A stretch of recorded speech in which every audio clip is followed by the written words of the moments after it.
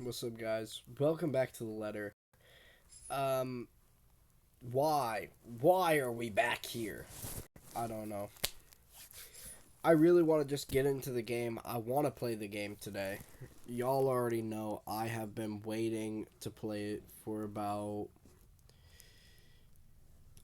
I don't know, 2.5 years. It feels like I've been trying to get through this game now for 2.5 years at least.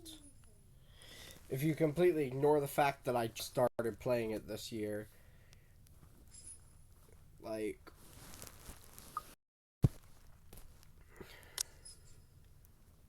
anyways, let's go where we started off, bro. There was just a horrible me cutting out, probably.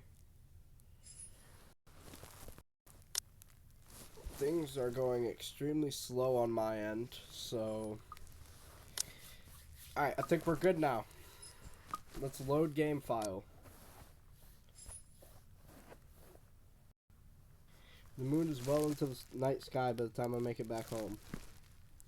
My heavy treads and the sound of traffic outside echoing in my ears fill an empty room with some semblance of life. Nana would scold me if she ever hears me walk like that. But after the day, I really can't give a damn about everything.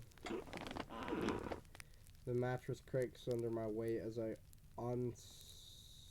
unceremoniously flop down on it, and I find myself looking at the paper under my grip. As promised, Miss Wright had my bike delivered back to my apartment. Found it parked in the rack downstairs with an invitation and a note tacked to it. In fact, be there, it said. If only it were that easy, but it'll give me a chance to talk to her about that thing in their house. With a sigh, I let my hand fall to the side of the bed along with the invitation. I'll think about it tomorrow when my head ain't muddled with thoughts of a headless woman and the haunting smiles of a ghost. Belatedly, it occurs to me I haven't eaten anything since I left this morning. An empty, gnawing ache makes itself known, but I can't bring myself to stand up. Today was a complete waste of time, and frankly, a disappointment. I don't like this. The lack of certainty, the disquiet, the lack of stable ground to stand on, the part where I do not know what will come tomorrow. Ever since that damn letter, everything has been thrown out of the loop. Wish everything stayed the same. Routine would have been easier to make sense of this. Closing my eyes, I let the noise from the streets below lull me to sleep. At the very least, that's the one thing that hasn't changed. October 29. The melody carries into the hall long before I cross the threshold. Solemn but gentle and soothing, a reminder of what home is. Pa's firm but meaningful gaze. Whoa, not glaze. Ma's wistful smiles. The warm rays filtering through the eaves at sunset. The sweet smell of wet earth and leaves after a long day's rain in our room. The room. Ma and Pa's pride and joy. A place we were once several springs ago. Yet it won't stop. No, wait! Come back! I'll be good this time! Please don't leave! Please stay! The floorboards are cold under my feet, more than it usually is. The wall's more forbidding than what I'm used to. Farther and farther the room goes. Ma's singing ceases in Pa. I can't hear it now. Now there's a fierce clanging and deafening roar of gunshots, nor the screams replacing the comfort and soft melodies. There's only the blinding fear. But when the light breaks, her skin has already taken a sickly pale color, rotten in most parts, blood dripping from every open gash and lesion on her body. Bony hands grip on his neck with a noose, like a noose. I'm sorry, chat. Like I told y'all last time, the sound. I can't stand that sound. I hate it. Staining the skin underneath with a vibrant shade of scarlet. Nothing but malice fills the gleam in her eyes. A scream ripples through the air. My whole body feels distant. Every limb heavy with lead, all unable to move at all. Not even so I can wipe the beads of sweat forming at my temple. The rasping on my breath easily fills the room in the wee hours, while I force it back into a steady rhythm. There's a tightness in my chest, and I can't shake off my heart pounding against it as if it is about to burst out. Something's cold is settled in my legs. Not the usual chill that comes and goes with the passing breeze from the window, but when strong enough to sting, shackle, and leave a frigid sensation creeping up my skin. With every struggle I make, the pressure of winds firmly around my legs. Tighter, and tighter, and tighter, all until it becomes too much. My heart stops and another draft sweeps into the room, brings with it the iron tang of blood. Thick, suffocating, filling my nose with a foul, sickening smell as I shift my gaze downwards and it slowly comes into view. A mouth stretched in a hideous smile, and eyes brimming with nothing but madness. The stench of gore taints the air around me, and I can't look away from it. Her, whose terror and death that her uncanny twisted features alone scream. I try to open my mouth to shout to ask for any help, but my voice has left my body altogether. All I have is the painful realization that no kind of plea will ever save me from her. And suddenly the bed dips. The brutal plunge back into myself jerks me awake. There's no ear-splitting scream, no wild thrashing of limbs. Just a painful, constricting awareness that something has wound itself tightly around my neck. I waste no second pulling a blanket, away. Allow myself a few minutes to steady my breathing before getting off the bed. Inhale, hold, exhale. 1 step, 2 steps, 3. But the dreams have gotten worse. Ever since 2 days ago, no longer are they the small cursory flashes I'm used to, but vivid ones that linger. I still feel the blood in my hands, the purged smell of rotting flesh, the sickening crunch of bones breaking with every movement in her cold, chilling eyes as they bore into me. I draw in one long, ragged breath, and before I know it, I'm walking out the door. Even in the waking world, it reeks. A bench on the park is far from the most private place for thoughts in Lexington, considering its location at the heart of a bustling city. In the early hours of the morning, it provides enough peace and quiet for any poor problematic soul who happens to wander here. The city is just waking up a little later than usual. But knowing what day it is, one can't fault it for being a little tardy just this once. Yet neither the pleasant morning chill nor the soft twittering of birds does anything to banish the images. Every single one has reared itself in my head, its claws digging deep in what is no longer a safe place to hide in. London Bridge is falling down, falling down, falling down. London is falling down, my fair lady. Take a key and lock him up, lock him up, lock him up. Take a key and lock him up. Sometimes it's easier to run, easier to hide when everything's falling apart. That way you don't have to be the first to witness it when it does. Buddy, be quiet. Child, London Bridge is falling I don't like down. it. No, I don't care about London Bridge. I hope it falls on you. Chill, lock bro. him up, lock him up. Take a key and lock him up, my fair lady. It also worked when Ma and Pa were taking London Bridge is falling down, falling the sentiment's a little hypocritical down. when you think London about my Bridge little is talk in this right the down, other day. my You need to fair calm lady. down, little kid. Take boy, a key be and quiet. lock him up, So lock that's him just how up, it is. lock him up. Take a It key really and is lock. better if I just... Hey, mister! Little girl! Thai voice gives me a pause. When I look up, a little girl, maybe about 6 or 7, is peering at me. 2 wide eyes overflowing with what can only be the natural curiosity one typically sees in children. I vaguely note the cigarette uniform she's wearing before returning her reading. Hey kid. Yeah, could you finally shut up with the London Bridge is falling? I hope it falls on you. Kylie. Kylie? That's my name. Mama said it's rude not to call people by their names. She then flops down on the empty space beside me. Her little legs, still too short to touch the ground, swings in tune with a song she hums under her breath. I don't mind kids. Nana would often invite the ones in our old neighborhood to give them treats. Of course, by then, Sis and I are both too old to play with them, but you get used to the commotion eventually. It's not completely as unpleasant as most people would imply. Kai seems to be a well-behaved kid anyway. Oh, sorry. Nice to meet you, Kylie. Is Mama here? No, but my big brother's with me. Ash. Ashhole. Ashton, what's good, bro? Yo, what's good, Ashton? Ashton, little bro, what's good? And if it's not Ashton, I'm gonna cry. Chat, I will cry if it's not Ashton. I hope you know that, by the way. If it's not Ashton and I was completely wrong, I'm gonna cry. Imagine it's Luke. Actually, chat, it might be Luke. Nah, not British enough. It's Ashton, bro. He's taking pictures with his camera over there. She points to the far end, the one close to the street where kids taking shots of something above him.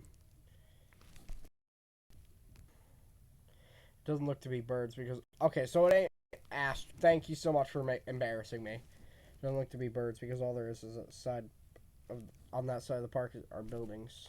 I don't see what's so interesting with the tip of a building, though. I'd take pictures of dogs if I were him. They're cuter. Do you have a camera too, mister? Yeah, I'm actually a photographer.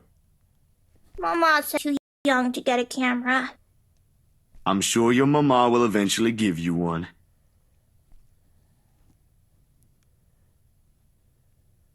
Won't you be late for school like this?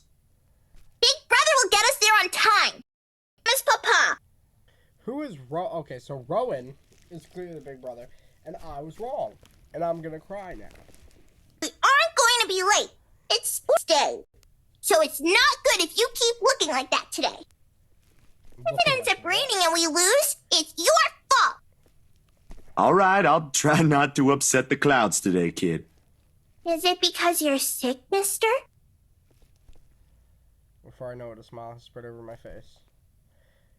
They say kids ask the toughest questions sometimes, and they sure do, with how sincere Kylie looks.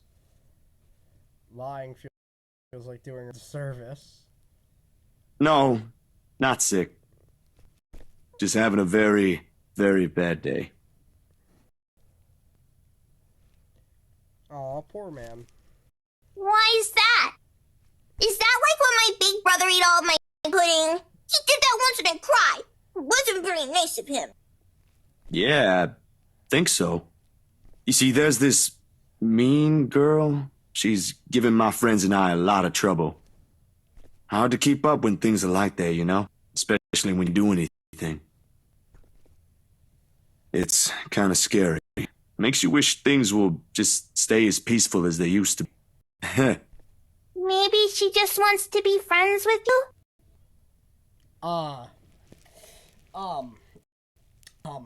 That doesn't make it better. Oh god, I highly doubt that.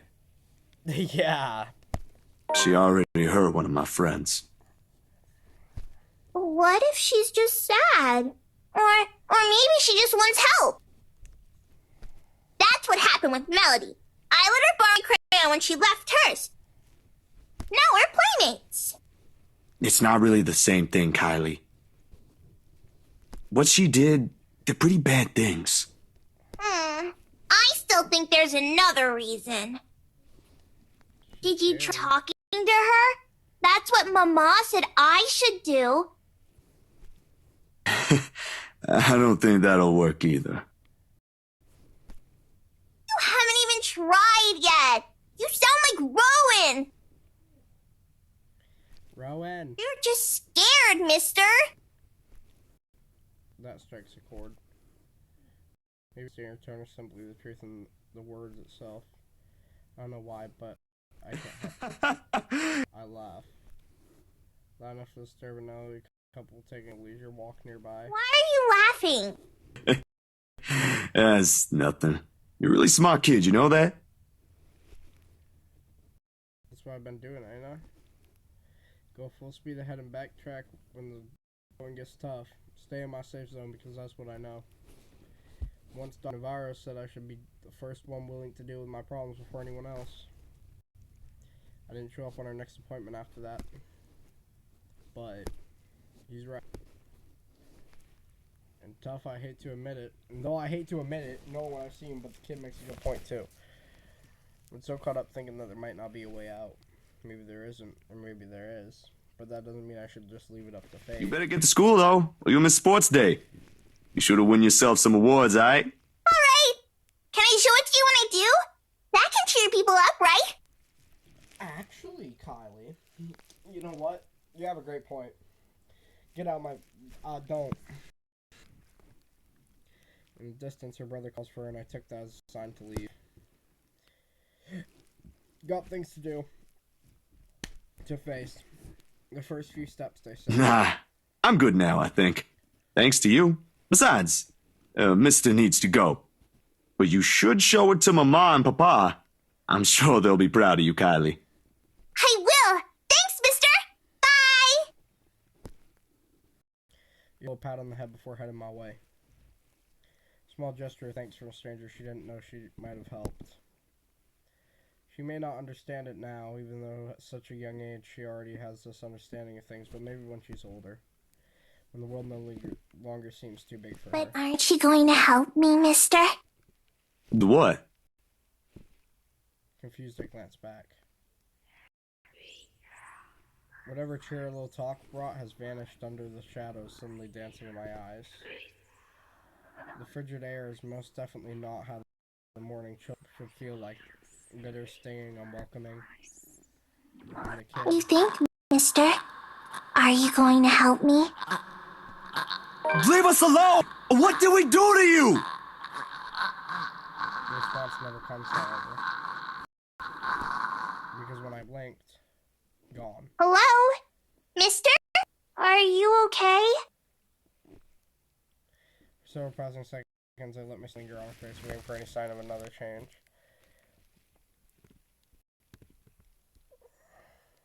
But all that remains in there is the carefree smile of a child. None of the spite, none of the cold, bloody smile. Nothing, huh? I really need to go, Kylie. It was nice meeting you. See you again, mister! Bro! I break into a run. I don't look back, not even as I bump into a couple of passersby as soon as I'm out of the busy streets. You're going insane, this is what it is. And if we don't do something soon, we all will be. The tremors follow me even as I get home. I'd hoped the little stroll around the block for a few hours would help. Instead, I am assaulted with more images of her, her smile, the loathing in her eyes, the stench of gore, the horrid crunch that comes with every movement she makes. Even old memories have been sullied by her, and Ma's song no longer sounds as sweet as it meant to be. In the end, all I got is a sinking feeling I will never be rid of her image. Another ridiculous idea that may or may not be true. The sun is already hanging low on the horizon when I make it back. For the first time, coming home feels more like a chore. Only I didn't arrive to an empty room. Because as soon as I open the door, I'm greeted by another... Sup, Z-Man? Ashton? I told you we should have called him before going here. It's fine. Is Ashton I see first, sitting comfortably on the couch, munching on a bag of chips with both feet propped atop of the coffee table. Whatever proverbial stone has made a home at the pit of my stomach automatically flies right out the window at the sight of him. And before any expiration can set in, my attention is taken by the other occupant in the room. Isabella perches on the only other chair in the room, hoping to make herself smaller. It seems from how closely she's hugging her arms against her. Nevertheless, she gives me a small smile when she notices my stare. Yet somehow, there ain't any warmth in it like it's supposed to have. Hey, Zach. Sorry we just barged in here. Ash was... Relax. Z-Man gave me a copy of the key himself. Only after you broke the 13th one? I can't keep replacing them every time you think it'd be a good idea to break into my apartment. And stop calling me Z-Man! I didn't break anything this time. Ash, just because I gave you a key doesn't mean you can just stroll in here whenever you want to. And, hey, is that my...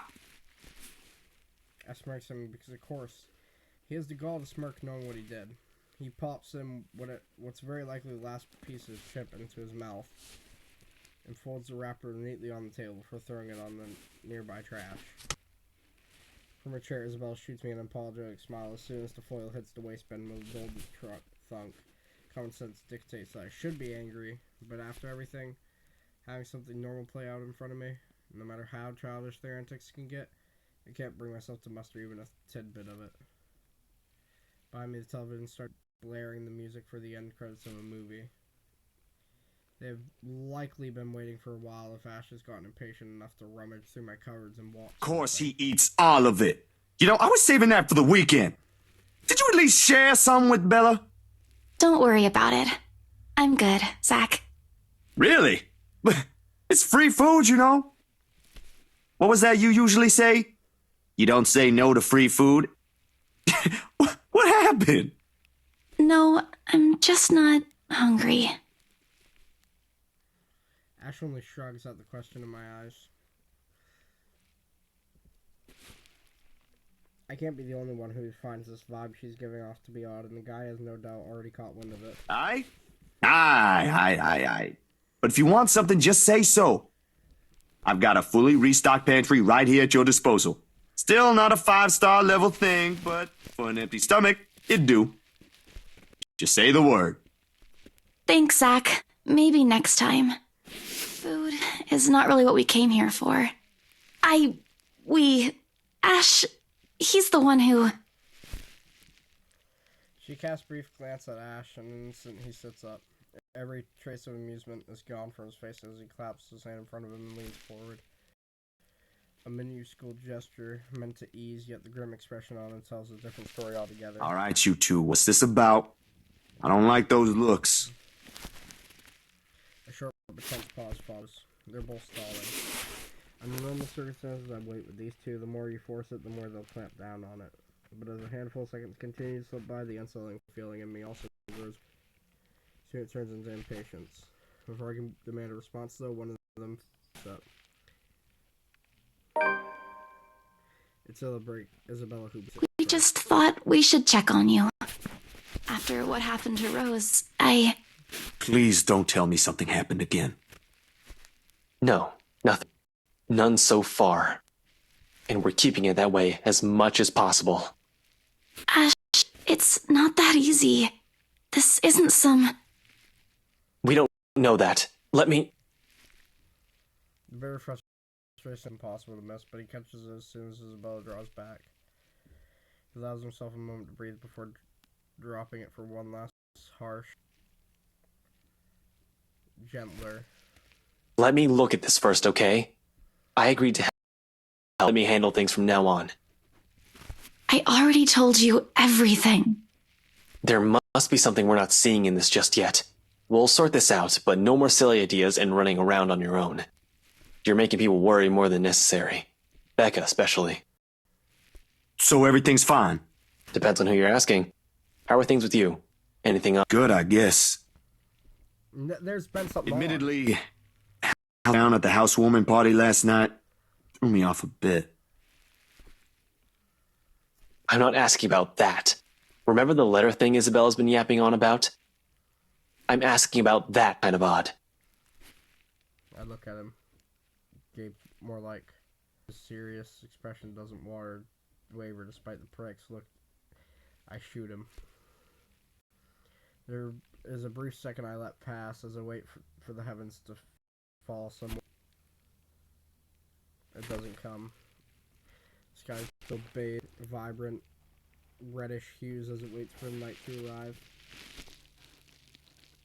Next morning is still the same, busy, and everything in my room still appears as it did a second ago, including the unnerving ticking of my wall clock. But if Ashton, calm, cool, collected, always logical Ashton takes interest in this, something or someone must have fricked shit up fricked crap up somewhere. Well, the dreams, they're a lot worse than usual. There's a woman now, ever since we saw that letter. I don't know if it's the same one Isabella talked about. Maybe it is. I really don't want to go back to sleep sometimes. Last night was the worst. Anyway, why are you asking about this? Rose's death isn't just a coincidence, Zach. It may have something to do with... I may have... Wait, stop right there for a sec, Bella. I thought you ain't buying this stuff, Ash. Just the other day, you said the exact... I still don't, but even Rebecca, out of all people, claims there's something. Whatever this is, someone has got to look into it. Everything about this screams shady. Are you sure you even have the time? Ain't you busy with your current case? He probably is. I got taken off that one. You didn't say taken off your case. I just got the news this morning. Apparently the higher-ups think I'm doing a horrendous job at it. It doesn't matter, though. If the cases are connected like I initially thought, then regardless, I'm on the right track. Are you sure we should even be doing this? Doing what exactly? There's some place we'll visit after this. To comfort, Ash. And please don't tell me you're bringing her with you. Susan comes in the form of a stare. That alone says all I need to know. What I point out gives him a pause, though, and his voice is thick with hesitation when he addresses Isabella. What? Zach's right, Isabella. You don't have to come with me. It's not myself I'm worried about. It's you. I'll just do this myself, if it'll get you into more trouble with your superiors. At least I can make up an excuse why I need to be there. Don't be ridiculous in there without me. Besides, I think it's a little too late to back out now. Have you two seen the news this morning? I haven't, actually. Mama called, and I was busy. The change in the air around her, while small, cannot have gone unnoticed. It takes every willpower not to ask. Probably the only thing reigning in my curiosity is the fact that Ash himself hasn't brought it up or either. No problem. It should be in the afternoon news as well. Grabs the remote and cycles through numerous channels until he gets to a news report about another guy who's been found dead in early hours of the morning today. Burned alive this time. Oddly, no fire or whatever damage has been contained within the place the body was found.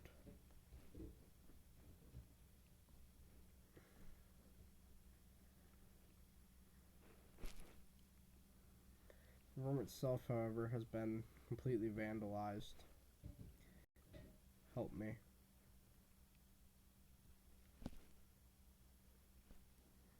Another murder, the authorities claimed. Isabella and I knew better. None of us shifts even after the report ends. But the room has suddenly felt stifling. Aston's eyes have gone hooded with what appears to be restrained anger. The remote in his hand creaks amid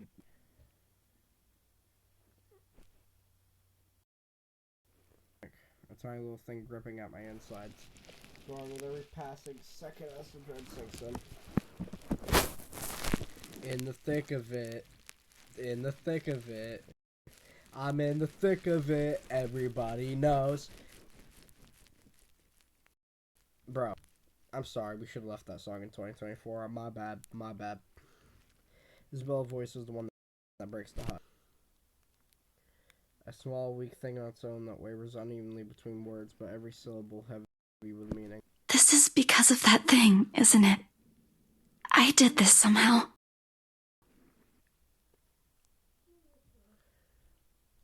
Minutes fades.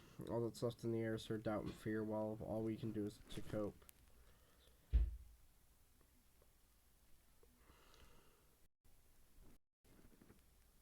Is there something I can say to make her feel better?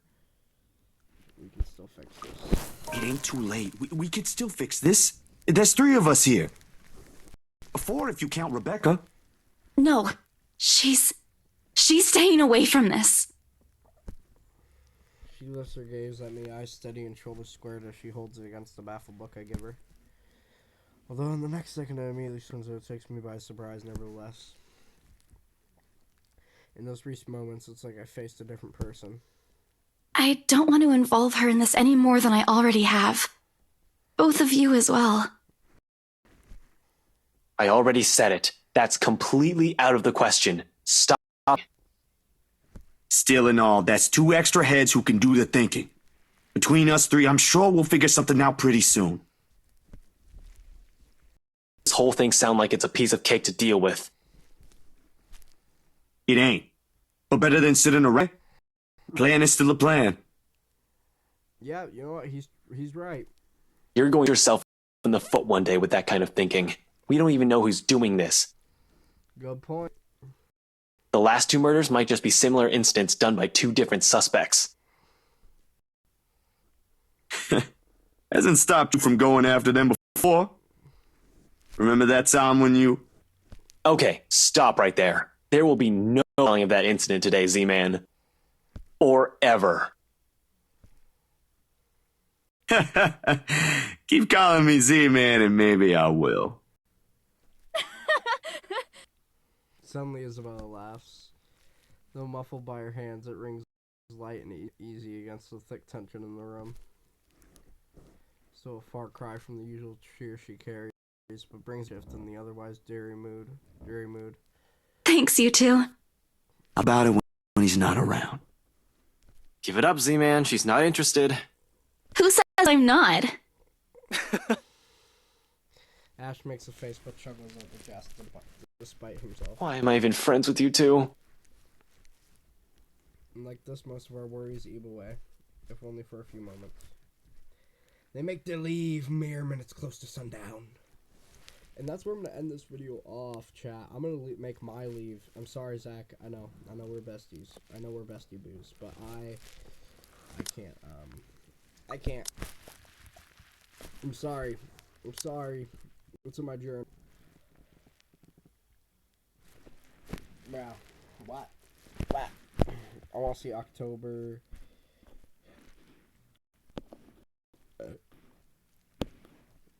November 1st, Tuesday. Undiscovered journal entry. Undiscovered. Okay, but today is October 29th. Zachary's nightmares became worse with each passing day. To help clear his mind, Leon wanted him to visit the Bark. There he met little Kayla Sir, a precious little girl studying at St. Goretti. And tomorrow's going to be October 30th. That we will figure this out. Alright. Relationship. Zachary Steele, Marianne, a relationship is not as good. It's not doing too good with Hannah. Certainly not good with Isabella. Okay with Ashton. Hopefully Ashton can just sit down, chill a little bit. I did. Yes. Okay. Yes. Oh. God, I don't want to play this game again. No, I do. I love this game. Anyways, I'll see you all next time. Bye bye. Boom boom boom boom boom boom boom.